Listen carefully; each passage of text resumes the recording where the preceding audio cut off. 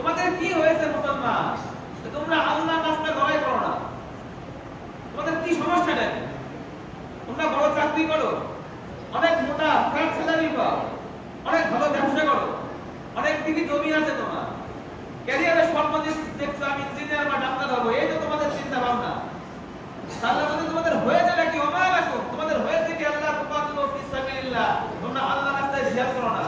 ওয়াল মুস্তাদআফিনা মিনার রিজালি one নিসাই ওয়াল বিলদানিল্লাযিনা ইয়াকুলুনা রাব্বানা আখরিজনা মিন হাযিহিল ক্বরিয়াতিল যালিমি আহলুহা।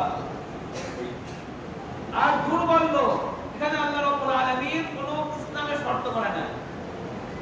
পৃথিবীর যে কোনো কোনায়, চাই সে হিন্দু হোক, চাই সে বৌদ্ধ হোক, খ্রিস্টান হোক, যদি কারোর উপরে অত্যাচার হয়, সেই সময় মুসলমানদের উপরে ওয়াজিব হয়ে যায় তাদেরকে সেই অত্যাচার থেকে রক্ষা করতে হবে, যদিও তারা মুসলমান না হয়। কথা কি বোঝা যাচ্ছে? আল্লাহ আমাদের উপরে জিহাদকে কোন সময় ফরজ করেছেন? শুধু মুসলমান না, কোনো হিন্দুর উপরেও, কোনো বৌদ্ধ খ্রিস্টানের উপরেও যদি পৃথিবীর কোনো কোনায় কেউ যদি অন্যায়ভাবে কোনো অত্যাচার করে, মুসলমানদের উচিত তাদের জন্য যুদ্ধ করা। কিন্তু এখন বর্তমানে গাজার মধ্যে আমাদের মতো মুসলমানদেরকে হত্যা করা হচ্ছে, নাবালক শিশুকে হত্যা করা হচ্ছে, এমন ভাবে বম্বিং করতেছে যে মানুষের দেহ অনেক উপরে উঠে আমার ছিটকে পড়তেছে। তারপরে আমাদের কাছে কোনো কিছুই মনে হচ্ছে। আমরা সকলেই আমাদের মতো করে ব্যস্ত আছি। আমি মৌলবী, আমার মৌলবীকে নিয়ে ব্যস্ত, যে ব্যবসায়িক সে ব্যবসায়িক নিয়ে ব্যস্ত, ব্যবসা নিয়ে ব্যস্ত, যে চাকরিজীবী সে চাকরি নিয়ে ব্যস্ত, যে ইউনিভার্সিটিতে পড়াশোনা করে সেই ইউনিভার্সিটি নিয়ে ব্যস্ত, বিভিন্ন জায়গায় তারা বিভিন্ন আন্দোলন নিয়ে ব্যস্ত। কিন্তু আল্লাহ রাব্বুল আলামিন আমাদের উপরে যেমন নামাজ ফরজ, নামাজ পড়তে আসছেন, ঠিক এখন জিহাদ আমাদের উপরে কি করতে ফরজ করে রাখছে। এটার মধ্যে আমরা যাই না, এটা হলো সব থেকে বড় মুনাফিক। এখন তো সেটাও আছে, কিন্তু মানুষকে বিভক্ত করতে করতে আমাদের মৌলবীরা আমরা বিভক্ত হইতে হইতে এত নিচে নেমে গিয়েছি যে আমাদের মতোই কিছু মৌলবী যারা বিভিন্ন মদিনা ইউনিভার্সিটি থেকে পড়ে আসছে, বিভিন্ন বাইরের ইউনিভার্সিটি থেকে পড়ে আসছে, এটা কথা মনে রাখবেন। এখন বড় বড় ইউনিভার্সিটি যারা পড়াশোনা করে সরকারি, এখানকার যে সমস্ত লেকচারার প্রফেসর যারা আছে, তাদের সাথে গোপনে গোপনে ইহুদি এবং খ্রিস্টানদের সাথে অনেক সম্পর্ক আছে। তাতে কোন নিচের থেকে তাদেরকে পড়ায়, স্টেপ বাই স্টেপ এমন ভাবে এডমিশনটা তাদেরকে দেয়, তাদের একটা সব পার্টনার কিভাবে যেন ইহুদিদের উপরে চলে আসে।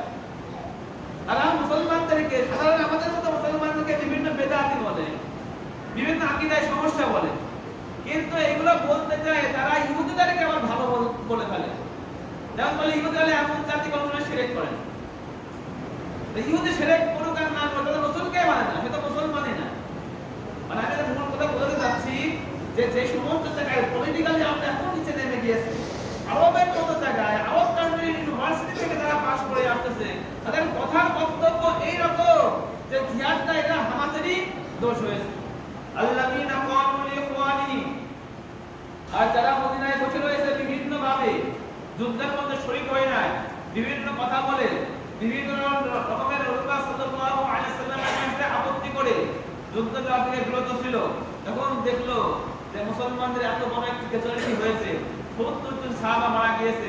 ৭০ জন সাহাবা মারার কারণে তাদের যে সমস্ত আত্মীয়, মুনাফিক আত্মীয় মদিনার মধ্যে ছিল, তারা বলতে লাগলো আল্লাযীনা ক্বালু লিইখওয়ানি, ওই সমস্ত লোক ওদের ভাইকে বলতে লাগলো ওয়াকআদু, তারা ঘরের মধ্যে যুদ্ধে না যে বসেছিল, তারা বলতে লাগলো এখন লাউ আতাউনা, যদি এই সমস্ত মুসলমানরা যারা যুদ্ধে গিয়েছে তারা যদি আমাদের কথা আগেই শুনতো, আগেই তো আমরা নিষেধ করেছিলাম যুদ্ধে যাওয়ার কি দরকার, তোমার এখানে জমি আছে, তোমার এখানে ব্যবসা আছে, তোমার এখানে চাকরি আছে, এইগুলো ফেলে মুহাম্মদের পিছনে যাচ্ছ, মুহাম্মদ মক্কা থেকে মদিনায় আসছে, এখন তোমাদের জান নিয়ে সে খেলতেছে, মুহাম্মদের পিছনে জান হাতে নিয়ে যাওয়ার কি দরকার?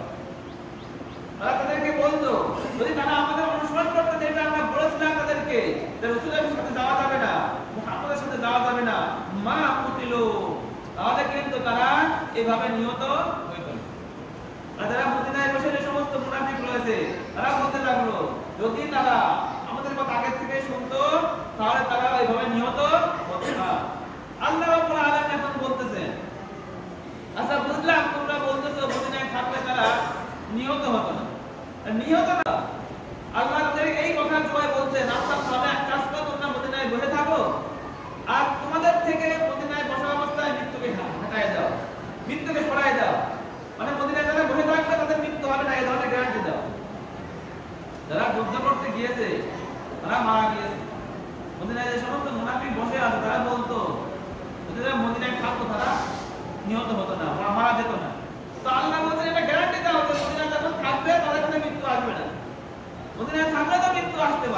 কিন্তু আল্লাহ রাস্তায় যখন তুমি যাচ্ছ, আল্লাহ রাব্বুল আলামিনের জন্য তোমাকে অনেক বড় মর্যাদা দান করবে।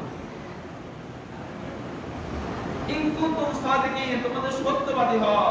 তোমাদের যে দাবি করতেছো মদিনায় থাকতে তারা নিহত হতো না, তোমরা এই দাবিতে তোমাদের সার্টিফিকেট দাও যে মদিনায় যদি থাকো তাহলে তোমাদের মৃত্যু আসবে না।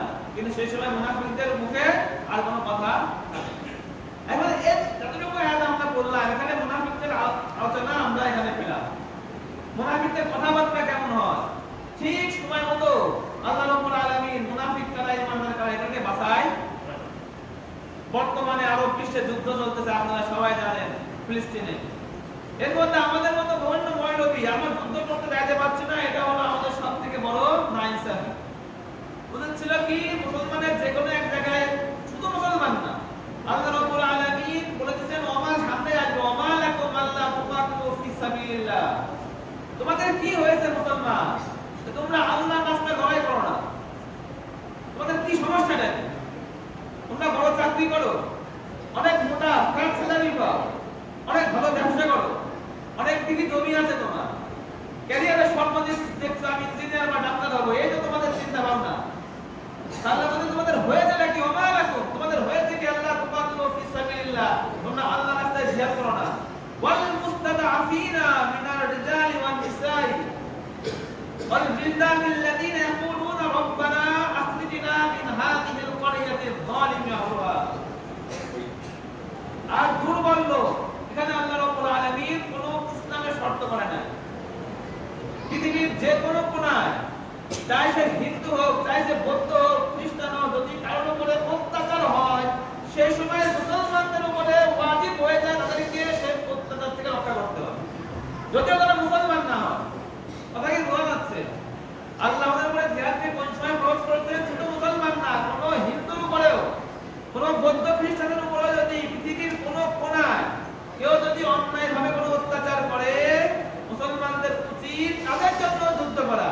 কিন্তু এখন বর্তমানে গাজার মধ্যে আমাদের মতো মুসলমানদেরকে হত্যা করা হচ্ছে, নাবালক শিশুকে হত্যা করা হচ্ছে, এমন ভাবে বোম্বিং করতেছে যে মানুষের দেহ অনেক উপরে উঠে আমার ছিটকে পড়তেছে। তারপরেও আমাদের কাছে কোনো কিছুই মনে হচ্ছে না। আমরা সকলেই আমাদের মতো করে ব্যস্ত আছি। আমি মৌলবী আমার মৌলবীকে নিয়ে ব্যস্ত, যে ব্যবসায়িক সে ব্যবসায়িক নিয়ে ব্যস্ত, ব্যবসা নিয়ে ব্যস্ত, যে চাকরিজীবী সে চাকরি নিয়ে ব্যস্ত, যে ইউনিভার্সিটিতে পড়াশোনা করে সেই ইউনিভার্সিটি নিয়ে ব্যস্ত, বিভিন্ন জায়গায় তারা বিভিন্ন আন্দোলন নিয়ে ব্যস্ত। কিন্তু আল্লাহ রাব্বুল আলামিন আমাদের উপরে যেমন নামাজ ফরজ, নামাজ পড়তে আসে, ঠিক এখন জিহাদ আমাদের উপরে কি করছে? ফরজ করে রাখছে। এটার মধ্যে আমরা যাই না, এটা হলো সব থেকে বড় মুনাফিক। এখন তো সেটাও আছে, কিন্তু মানুষকে বিভক্ত করতে করতে আমাদের মৌলবীরা আমরা বিভক্ত হইতে হইতে এত নিচে নেমে গিয়েছি যে আমাদের মতোই কিছু মৌলবী যারা বিভিন্ন মদিনা ইউনিভার্সিটি থেকে পড়ে আসছে, বিভিন্ন বাইরের ইউনিভার্সিটি থেকে পড়ে আসছে, এটা ওরা মনে রাখবেন। এখন বড় বড় ইউনিভার্সিটি যারা পড়াশোনা করে সরকারি, এখানকার যে সমস্ত লেকচারার প্রফেসর যারা আছে, তাদের সাথে গোপনে গোপনে ইহুদি এবং খ্রিস্টানদের সাথে অনেক সম্পর্ক আছে। তাতে কোন নিচের থেকে তাদেরকে পড়ায়, স্টেপ বাই স্টেপ এমন ভাবে টিউশনটা তাদেরকে দেয়, তাদের একটা সব পার্টনার কিভাবে যেন ইহুদিদের উপরে চলে আসে। তারা মুসলমানদেরকে, সাধারণ আমাদের মতো মুসলমানদেরকে বিভিন্ন বেদাতি বলে, বিভিন্ন আকীদায় সমস্যা বলে, কিন্তু এগুলো বলতে যায় তারা ইহুদিদেরকে আবার ভালো বলে ফেলে। যেমন বলে ইহুদিরা এমন জাতি কখনো শিরক করে না। ইহুদি শিরক করুক আর না করুক, তাদের রাসূলকে মানে না, সে তো মুসলমানই না। মানে আমি মূল কথা বলতে চাচ্ছি যে যে সমস্ত জায়গায় পলিটিক্যালি আমরা এখন নিচে নেমে গিয়েছি, আরবের মতো জায়গায়, আরব কান্ট্রির ইউনিভার্সিটি থেকে যারা পাস করে আসতেছে, তাদের কথার বক্তব্য এইরকম যে জিহাদটা এটা হামাসেরই দোষ হয়েছে, তাদের বলার ভাবটা এরকম। মানে তারাও তো মৌলবী, তারাও তো কোরআন পড়তেছে, কিন্তু তারা এমন ভাবে এমন প্রতিষ্ঠান থেকে পড়াশোনা করে বের হচ্ছে যে প্রতিষ্ঠানের লাইট ভাব এই মুসলিমের প্রতি চলে গিয়েছে, আর নিফাকের মধ্যে চলে আসে, নিফাকের বিভিন্ন সিস্টেম। এখন সবচেয়ে বড় মুনাফিক হলো আমাদের মতো মৌলবীরা, যারা মুখে বলে কিন্তু কাজে কিছু মৌলবী মুখে বলছে, তারা আবার সেটাকে কাউন্টার দিয়ে অন্যভাবে বোঝাচ্ছে। তার মনের মধ্যে ভালো থাকলেও এখন যেভাবে সে কথা বলে দামসে পর্যন্ত আছে, মধু বিক্রি করে সে ছেলেটা, মানে হয়তো বা মনে ওর কথা বলার ভাব, মনের ধারণা অন্য, কিন্তু কোন সময় কোন কথাটা